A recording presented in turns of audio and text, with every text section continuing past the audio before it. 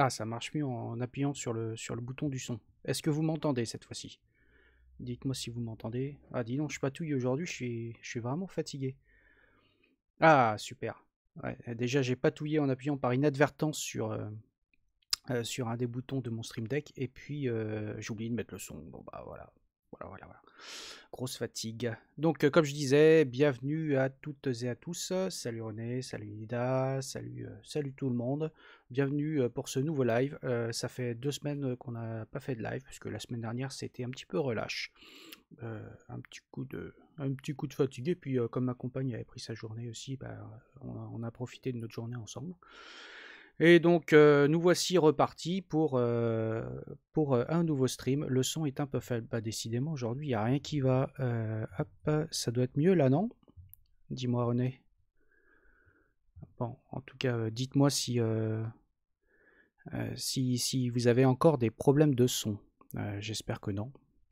Déjà, j'ai eu des problèmes de webcam juste avant. Bon, bref, c'est pas la journée. J'ai l'impression que ce live va être un petit peu difficile.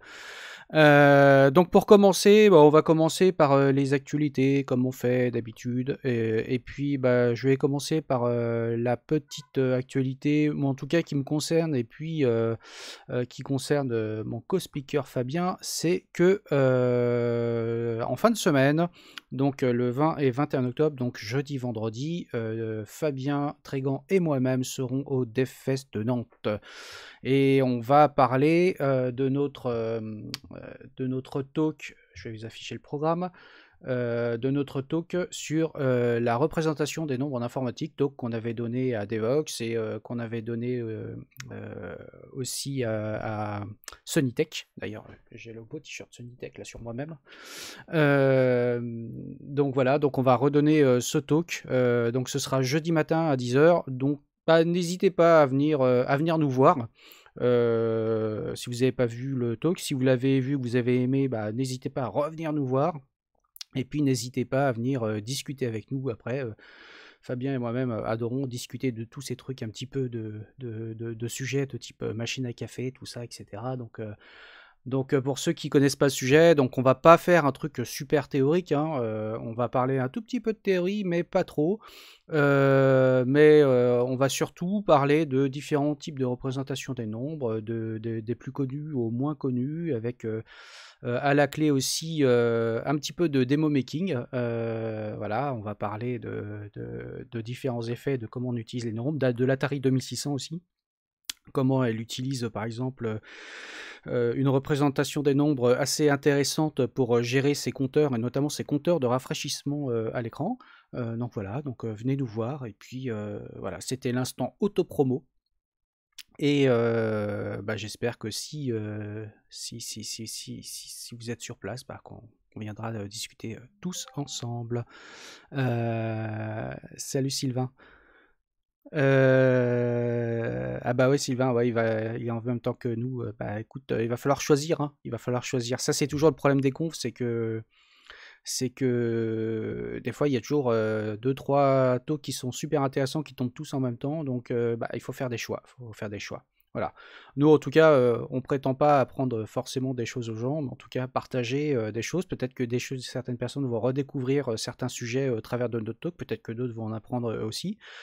Mais c'est pas forcément quelque chose qui vous servira peut-être immédiatement tout de suite. C'est pas comme un talk sur Kubernetes ou ce genre de choses, mais peut-être que ça peut servir ou ouvrir les chakras des gens sur plein de sujets. Voilà. Et donc le deuxième sujet dont je voulais vous parler, c'est un sujet qu'on a abordé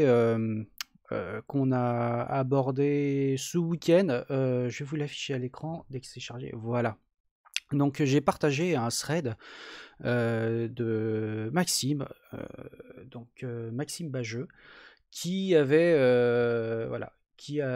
écrit tout un thread par rapport à son expérience et surtout sa mauvaise expérience avec la méthodologie Scrum telle qu'il l'avait vécue dans son entreprise. Donc il a fait un thread que j'ai trouvé intéressant. Pour une fois, entre guillemets, par rapport à d'autres threads qu'on voit souvent passer sur Scrum, et d'ailleurs ça a été aussi un des sujets dans mon thread à moi, les gens qui ont profité de mon retweet pour discuter de tout ça, c'est de dire ouais, il y en a marre du Scrum bashing, etc. etc. Mais ce qui est intéressant, c'est que là, il n'a pas fait vraiment de Scrum bashing, il a vraiment raconté, lui, comment dans son entreprise, il avait vécu finalement l'avènement de la méthodologie Scrum qui avait été imposée par les dirigeants, avec l'arrivée de PO et Scrum Master sur le sujet, et comment pour lui ça a été, il a vécu ça vraiment de façon assez catastrophique.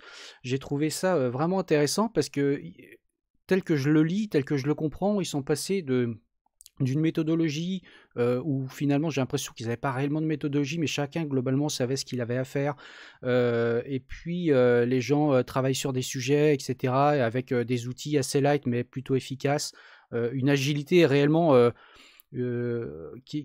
qui semble exister, en tout cas au travers de ce qu'il nous raconte, et finalement a été pris la décision de mettre en place entre guillemets une agilité au travers d'une méthodologie noir sur blanc du Scrum avec les PO, les Scrum Masters, tout ça, et quelque chose qui a fini par arriver, en tout cas de son point de vue tel qu'il nous le raconte, par une forme de micromanagement.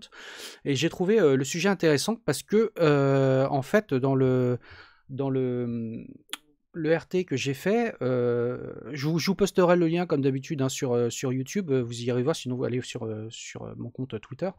J'ai trouvé que les sujets étaient intéressants parce qu'on a beaucoup parlé de Scrum, de la méthodologie, de tout ce qui est autour de Scrum, et finalement comment une forme de génération de managers se sont appropriés un petit peu cette méthodologie à des fins de plus de contrôle, de plus manager les gens, faire du micromanagement, d'essayer de faire d'aller vers plus de productivité, si je puis dire. C'est-à-dire qu'on a l'impression que finalement les développeurs et les développeuses se branlent la nouille, pardonnez-moi du terme, dans leur coin, et que heureusement qu'il y a Scrum pour les faire pour aller tirer chaque milliseconde du temps de dev pour essayer qu'il soit plus productif, qu'il ou elle soit plus productif d'ailleurs.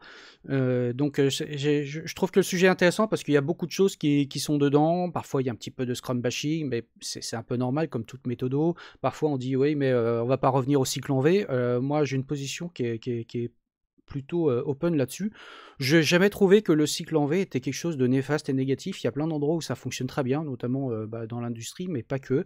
Moi, j'ai été dans des entreprises où c'était du cycle en V, du cycle W, et ça marchait très bien parce que ça correspondait au fonctionnement de l'entreprise et aux exigences de l'entreprise.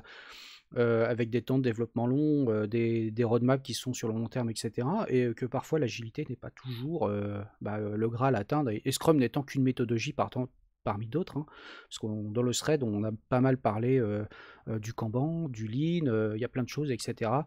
Moi, si vous me suivez, je me détache de tout ça depuis un petit moment. Je suis devenu assez contre la notion de sprint, parce que je trouve que les sprints, souvent, notamment quand c'est des sprints par exemple de 3 semaines, c'est très long sur l'échelle du temps humain, sur l'échelle du dev. Et puis je trouve que ça timebox un peu trop les choses. Donc on rajoute pas par-dessus, vu qu'on a une notion de sprint, de savoir ce qu'on va mettre dans le sprint.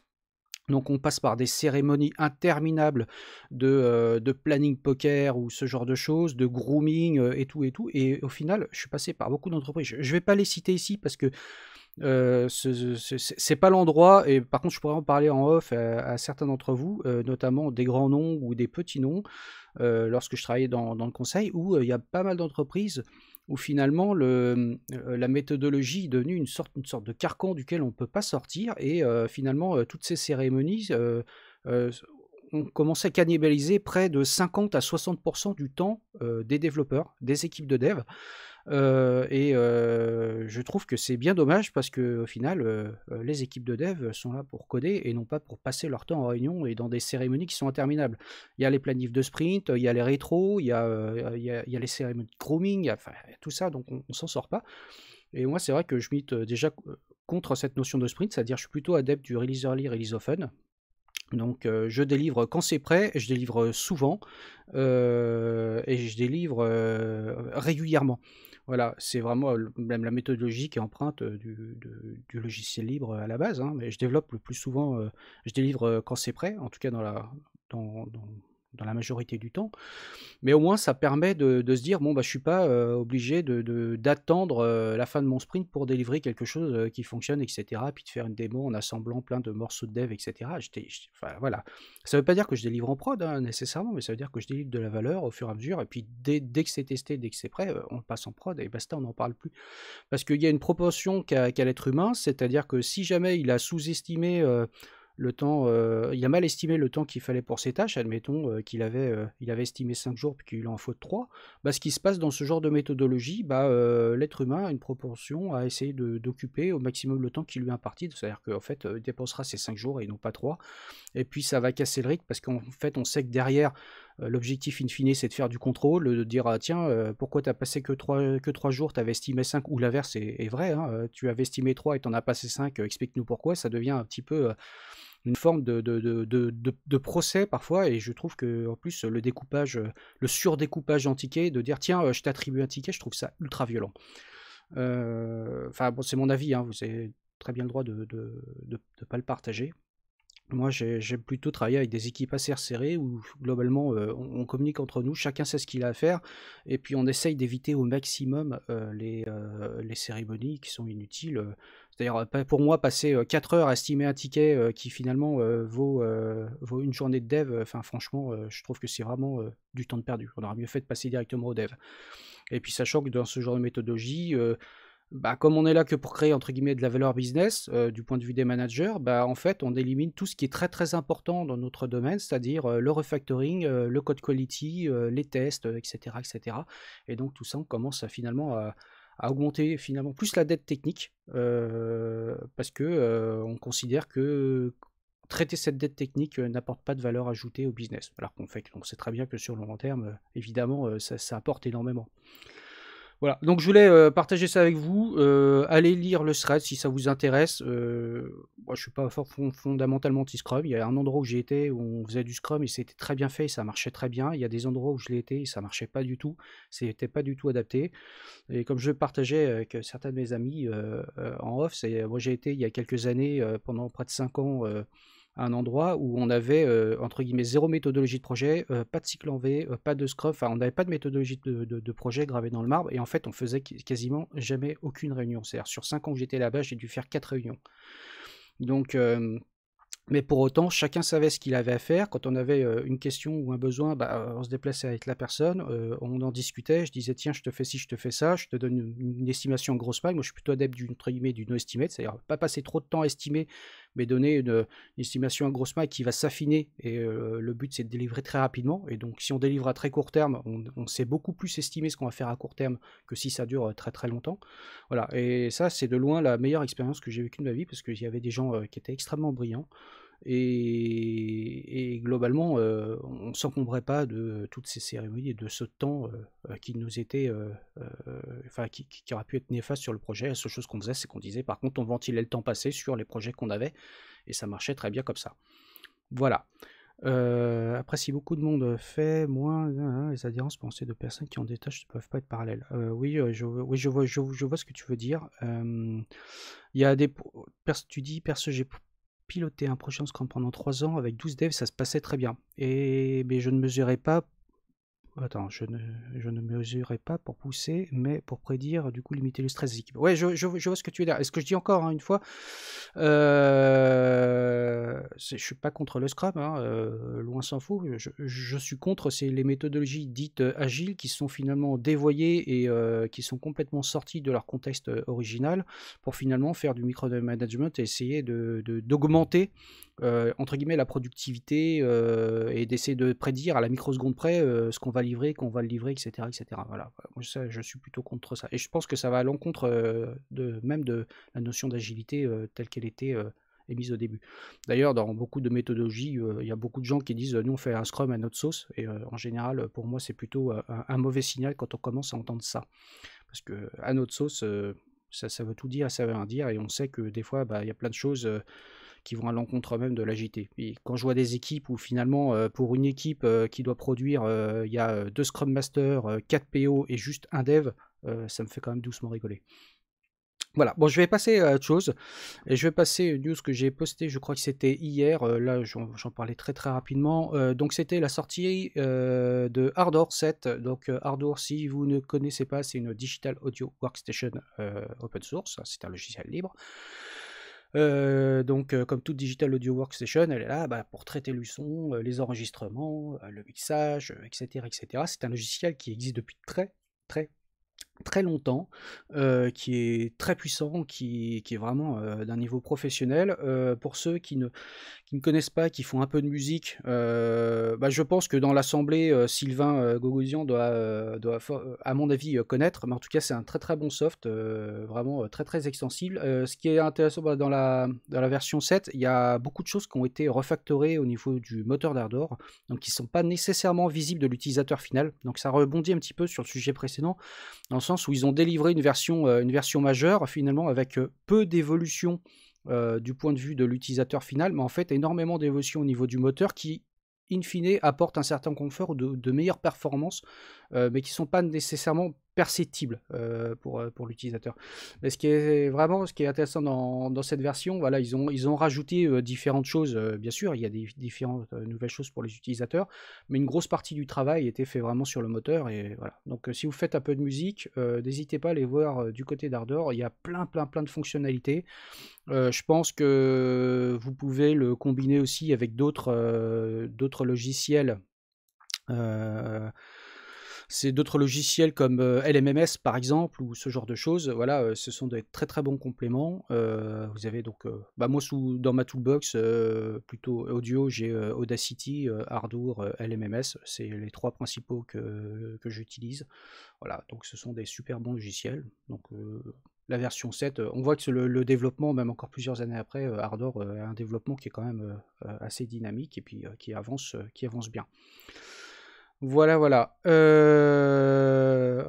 La news suivante que j'ai insérée tout à l'heure en dernier moment parce que je ne l'avais pas vue, et je remercie Nida de l'avoir postée sur Twitter tout à l'heure, c'est la end of life de l'ISC DHCP Server.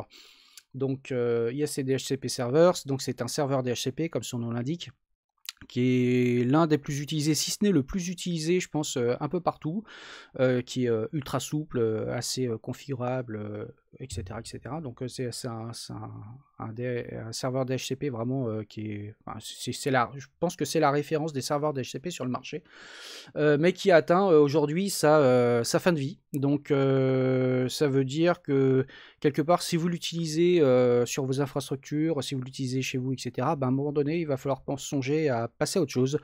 Donc ça ne veut pas dire que du jour au lendemain, boum, ça y est, vous pouvez plus avoir de serveur DHCP qui va plus fonctionner. C'est pas du tout le cas. Il va continuer. Enfin, c'est un logiciel open source. Il va continuer entre guillemets à rester dans les dépôts des distributions majeures un certain temps. Mais je pense qu'à un moment donné, il va être sorti des distributions, sachant que de toute façon, il n'y a plus aucune fonctionnalité supplémentaire qui sera ajoutée. Je pense qu'à mon avis, s'il y a des failles de sécurité qui sont détectées, il y aura forcément des patchs, et des patchs qui seront faits soit par ISC, soit par les distributions qui l'impactent. Et voilà. Donc vous allez me dire, ouais, il disparaît, et par quoi je le remplace. Donc au final, il y a une... faut juste que je trouve, parce que je l'ai vu tout à l'heure, que je trouve la ligne où c'est indiqué.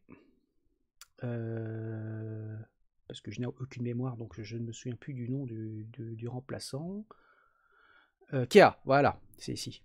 Donc l'IHC DHCP Server, il préconise maintenant de le remplacer par le Kea DHCP Server, donc qui est sur le même site, donc qui est un nouveau serveur DHCP que je ne connaissais pas, que je ne suis pas encore allé voir, là pour le coup.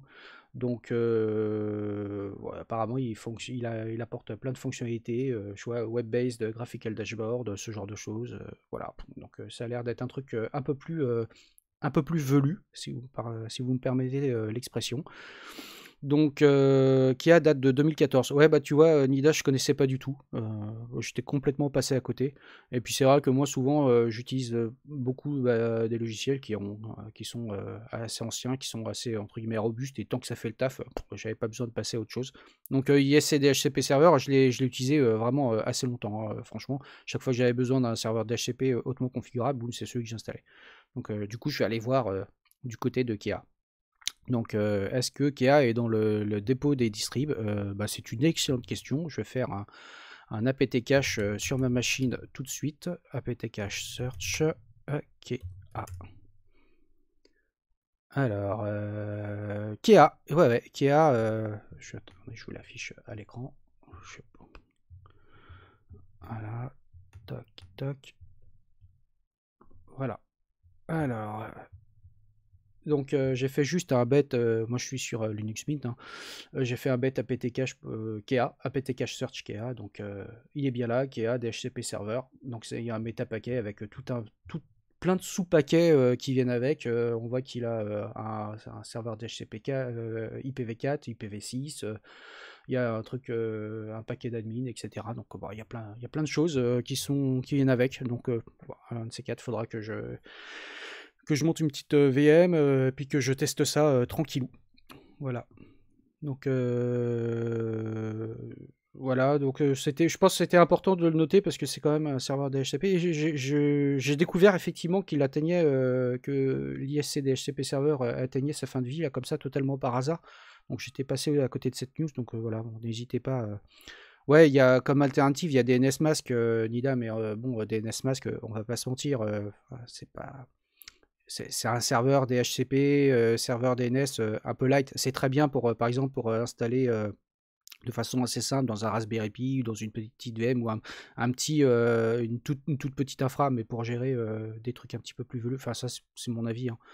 Je trouve que DNSMask, il est un poil léger, quoi. Voilà.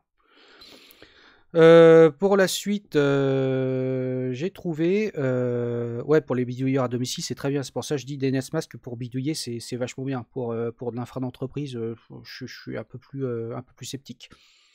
Donc, j'ai trouvé là, en faisant un petit peu ma veille aussi, un projet qui s'appelle, je ne sais pas si vous connaissez, qui s'appelle FrankenPHP. Donc j'ai pas encore eu le temps de regarder, je vous le partage là. Alors FrankenPHP, on voit bien qu'avec c'est une sorte d'éléphant avec Frankenstein, donc on sent tout de suite que c'est l'assemblage de plein de briques ensemble pour faire un serveur applicatif PHP tout en un avec un serveur HTTP, tout ça. Donc on voit qu'il est basé sur le serveur web Kadi. Il apporte plein de fonctionnalités, du HTTPS, HTTP2, HTTP3. Apparemment, il apporte plein de fonctionnalités. J'ai pas regardé dans le détail, donc je vous conseille peut-être d'aller voir si vous faites du PHP, puis voir peut-être si ça peut vous intéresser. J'ai découvert ça, j'ai pas testé, donc je trouvais c'est surtout le nom qui m'a attiré. Je me suis dit, tiens, FrankenPHP, je vais aller voir ça. Par contre, ils disent très clairement, c'est du work in progress et que c'est absolument pas fait pour aller en prod aujourd'hui, hein. Donc c'est un projet qui est en cours de construction, en cours d'évolution. Ah, ils le mettent ici, voilà, FrankenPHP is very experimental, donc don't use it in production yet. Donc je crois que c'est clair, mais je pense que c'est peut-être un projet qui est intéressant à suivre pour voir ce que ça peut apporter par rapport à d'autres solutions qui sont peut-être moins tout en un ou basées sur d'autres technologies. Donc honnêtement, moi je pense qu'à mon avis, j'aurais jamais besoin de ce truc-là, mais je vous le partage. En plus, je trouve que le logo est super rigolo, donc voilà, c'est bête, hein, ça n'a rien de technique, hein. Mais voilà, Zombie PHP, je dépose le nom. Est-ce que ça fait le café? Je sais pas, peut-être. Il y a peut-être, j'irai voir si ça fait le café. Alors, ça s'appelle FrankenPHP, mais si vous allez voir les sources, il y a du C, il y a du PHP, il y a du Go. Il y a plein de choses. Donc, je pense qu'il porte vraiment bien son nom. C'est vraiment le Frankenstein du PHP. Il y a un peu de tout là-dedans. Donc, bon, à voir et puis à tester. Si quelqu'un sait, ce qu'il peut en faire ou qui a déjà testé, n'hésitez pas à le partager, même sur Twitter. Je pense que ça fera plaisir à tout le monde. PHP remplacé par Rust. Ah ouais. Bon, je pense que, à mon avis, c'est pas pour tout de suite, hein. vu l'exigence de Rust en termes de programmation, comment je dirais, sa légendaire rigidité, on va dire ça. C'est aussi sa légendaire rigidité qui permet d'avoir du code relativement fiable. Mais je doute que, enfin, pour moi, je pense que Rust n'est pas fait pour tout le monde et n'est pas fait pour tous les besoins. Mais c'est un excellent langage, hein. D'ailleurs, n'oubliez pas que l'ami Emile stream toutes les semaines sur du Rust. Allez voir, je pense que l'idée est en train de découvrir en live ce que le langage Rust. Il y en a certains d'entre vous qui le regardent régulièrement, donc allez voir ses streams, c'est assez rigolo. Voilà. PHP avec Borrow Checker, voilà, je peux te dire qu'on n'a pas le cul sorti des ronces. Avant que ce soit implémenté. Mais d'ailleurs, je voyais un tweet cette semaine qui disait ouais, PHP, ça fait je sais plus combien de temps, 25 ans que ça existe, ça doit être ça, ça doit être 92, 93, je sais plus exactement, et c'est encore utilisé. Bah ouais, c'est encore utilisé parce que, enfin, on va pas se mentir, hein, 60% au moins des sites web qui existent dans le monde sont faits avec du PHP, hein. Alors, les délires de Node.js, tout ça, etc., c'est plutôt souvent pour des applis d'entreprise ou une partie des couches, mais PHP reste majoritaire sur le marché, même s'il perd des parts de marché, et je pense que c'est normal, parce qu'il y a des technologies plus modernes qui arrivent. Mais bon, PHP tire bien son épingle du jeu, d'autant plus que depuis la version 8, il a fait un énorme bond dans les performances, parce qu'il utilise une JIT, ça forcément, voilà. Et puis il a quand même volé d'un langage très impératif à un langage et pas du tout objet vers un langage orienté objet avec des mécanismes assez intéressants. Donc je trouve que c'est un langage qui vaut le coup, en tout cas, même si on ne l'utilise pas, à connaître et d'être appris. Voilà. Ouais, 99% en Drupal et WordPress, ouais, tout à fait, c'est exactement ça. Enfin voilà. Donc je voulais vous parler de FrankenPHP parce que bon, le nom est rigolo, puis ça a l'air d'être un truc, un assemblage de plein de choses, à voir si ça débouche quelque part un jour sur quelque chose de concret, et si ça se trouve, ce sera peut-être, j'en sais rien, prochain .js entre guillemets. Allez savoir. Bah, je lance un gros troll là exprès. Voilà. Sinon, dans les news suivantes, il y a la sortie de la première release candidate du noyau Linux 6.1. J'en parlais l'autre fois déjà, puisque la version 6 du noyau Linux est sortie il y a quelques semaines. Elle commence à prendre place tout doucement dans les distributions, en tout cas les rolling release, et puis pour les distributions qui ne sont pas rolling release, ça va venir, je pense, assez rapidement, le temps que tout ça mature. Mais comme je vous avais dit, hein, quand un noyau Linux sort, personne ne se repose parce qu'il y a la version suivante qui arrive, et la version 6.1 est très attendue, je le rappelle, pour la simple et bonne raison, c'est que dedans, officiellement, toute la partie, l'intégration de Rust, notamment pour développer des pilotes, tout ça, etc., sera officiellement disponible, et c'est vraiment l'avènement, la version qui va fêter l'avènement de Rust dans le développement du noyau. Donc je pense que ça va être intéressant parce qu'on va commencer à voir les premières implémentations dans le noyau. Donc souvent c'est pas limité vraiment au cœur même du noyau. Donc c'est en fait au kernel du kernel, je suis en train de dire finalement, mais au cœur du noyau, mais plutôt vraiment de l'implémentation de certains certains pilotes, ou des implémentations préliminaires de certains pilotes, ou de certaines fonctionnalités. Donc ça va pas révolutionner le genre, hein, on va pas se mentir, mais c'est une étape importante parce que là je pense que c'est la version qui va permettre de faire monter en puissance Rust dans le développement même du noyau. Donc voilà, donc à voir. Est-ce que le 6.1 sera une LTS? Je sais pas, j'ai pas regardé. Je pense pas. À mon avis, je ne pense pas. Je ne pense pas. Mais écoute, on verra. J'ai pas regardé dans le détail si c'était une LTS ou si ça a vocation à le devenir, etc. En tout cas, c'est quand même au-delà des nouvelles fonctionnalités qui sont ajoutées et des corrections de bugs inévitables, etc. C'est le fait marquant de la version 6.1 du noyau. Ce sera vraiment l'officialisation de Rust dedans. Voilà, dont je rappelle, le patch justement qui officialise Rust a été donc intégré il y a peut-être 2 semaines de ça. Je crois que j'en avais parlé il n'y a pas longtemps. Donc voilà, et toujours pas de PHP dans le noyau par contre. Ouais, non, mais attends, propose un patch. Voilà, on peut mettre du PHP, du JS, tout ça, etc.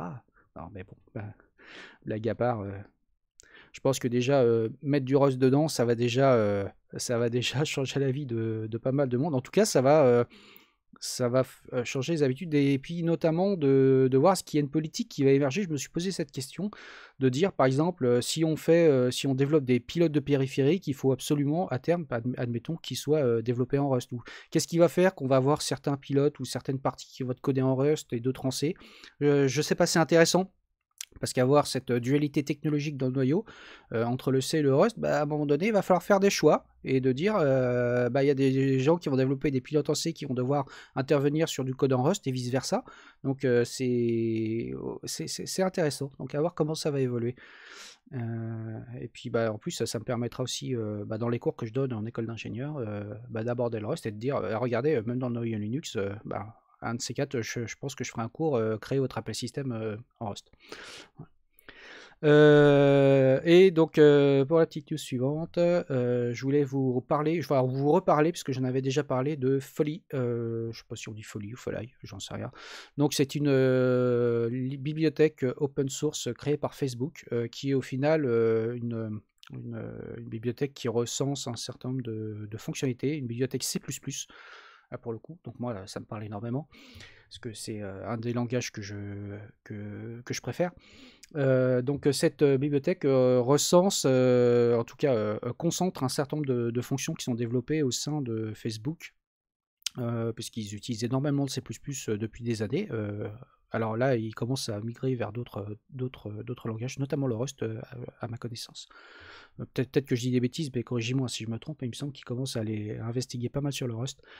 Mais par contre, ils ont investi énormément sur C++ pendant des années, et donc ils ont effectivement concentré un certain nombre de fonctions qui n'existent pas nécessairement dans les bibliothèques standards, et donc on retrouve beaucoup de choses qui sont intéressantes. Donc développeurs C++, n'hésitez pas à aller voir là-dedans, soit vous pouvez utiliser cette bibliothèque, hein, parce que je crois qu'elle est sous licence, je ne sais plus si c'est sous licence BSD. On va aller voir ça. C'est sous licence Apache 2.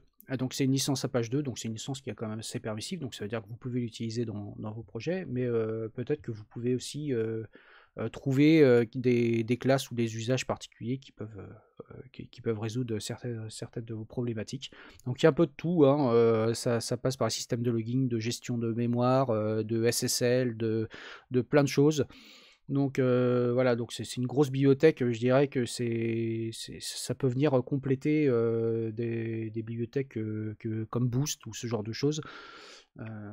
Et cette bibliothèque est très orientée, bah, évidemment, performance au sens large du terme, performance mémoire, performance en vitesse, etc. Parce que, au vu des infrastructures qu'ils ont, bah, c'est quand même, c'est un peu le nerf de la guerre, je dirais, chez eux. Après, est-ce que c'est utilisé dans leur truc de métaverse? Ça, je n'en sais rien du tout. Bah, je troll volontairement. Le métaverse, je reste un peu dubitatif sur ce truc-là. Ils ont dépensé des milliards. Il n'y a pas l'air d'y avoir. J'ai cru lire sur un article qu'il y avait 200 000 utilisateurs seulement dans leur truc. Mais bon, bref. Et alors, tout le monde n'aime pas le dark mode. Alors pourquoi? Ah, j'ai pas configuré mon GitHub en dark mode. Non, j'ai pas configuré mon GitHub en dark mode. Pourquoi? Parce que je trouve que le dark mode de GitHub est trop sombre à mon goût. Mon bureau, l'ensemble de mon bureau est en dark mode. Mon Vim, puisque j'utilise VI au quotidien, mon Vim est en dark mode. Quasiment tous mes softs sont en dark mode, mais je trouve que le dark mode de GitHub ne me va pas du tout à l'œil. Je le trouve insupportable, donc je préfère utiliser le light mode. Comme pareil, la page Google, je l'utilise en mode light et pas en mode dark. Alors après, il y a aussi des questions d'habitude qui doivent jouer, hein. Moi, vous savez, je suis un vieux de la vieille, alors changer les habitudes chez les vieux, c'est toujours un peu compliqué. Voilà. Mais je vois qu'on me troll quand même, hein. On me troll. Light mode versus dark mode, hein. On va lancer un poll, et puis c'est un peu comme les tabulations versus les espaces dans l'indentation de code, hein. Ou VI contre X contre Emacs ou je ne sais quoi, ou VS Code, etc. Voilà, Team Tab. Ah, Nida, tu sors. Tu sors. Les tabs, c'est interdit. Moi, je préfère les espaces. Voilà, mais ça, je l'ai déjà dit. Et donc, dernier point que je voulais voir avec vous, c'est ce matin, c'est Swindler, donc Denis, qui a posté un article de blog qui parle un petit peu de son expérience. Un article qu'il a écrit en 2021 et qu'il avait gardé de côté parce que en fait, il l'avait écrit un petit peu pour se faire du bien. Puis il a finalement publié cet article en rajoutant 1 an ou 2 ans après des choses dedans. Et en fait, il parle de son expérience et de son sentiment d'être un imposteur, c'est-à-dire dans le sens où on entend beaucoup parler du syndrome de l'imposteur. Je pense qu'on l'a toutes et tous vécu à un moment donné. Et je trouve ce qui est intéressant dans son article, et je remercie Denis au passage d'avoir posté ça, parce que c'est le fait que parfois on se sent à sa place à un moment donné dans une entreprise, on change d'entreprise et tout ce qu'on pensait savoir et avoir pour acquis, on se rend compte que finalement on a l'impression de ne plus être à notre place. Et donc il parle vraiment beaucoup de sa remise en question quand il est arrivé dans l'entreprise dans laquelle il est aujourd'hui. Des choses qu'il pensait savoir, notamment par exemple sur l'usage de Git, où il s'est dit je me pensais expert Git, mais au final je me rends compte que je ne savais rien. De se dire qu'il y avait des gens qui étaient plus jeunes que lui, qui avaient l'air d'être infiniment meilleurs techniquement parlant sous Linux, enfin ce genre de choses. Je trouve que c'est intéressant parce que je sens au travers de l'article qu'il a vécu une certaine douleur.